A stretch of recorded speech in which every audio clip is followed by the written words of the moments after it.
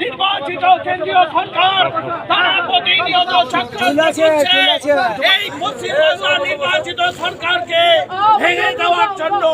কখনো 356 ধারা, কখনো 355 ধারা প্রয়োগ করার ষড়যন্ত্র করছে বিজেপির নেতৃত্ব। কেন্দ্রের প্রধানমন্ত্রী, স্বরাষ্ট্রমন্ত্রী থেকে রাজ্য বিজেপির সভাপতি এই বন্ধকে দখল করার চক্রান্ত করছে, প্রতিনিয়ত প্ররোচনা তৈরি করছে আর সিবিআই ইডিকে ব্যবহার করছে। আপনারা দেখেছেন কি হলো, নির্বাচিত সরকারকে কালিমা লিপ্ত করছে।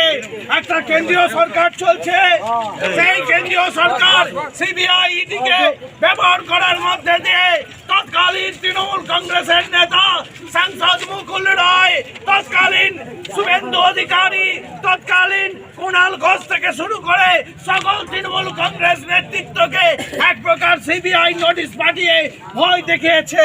এই জেল খাটানোর ভয়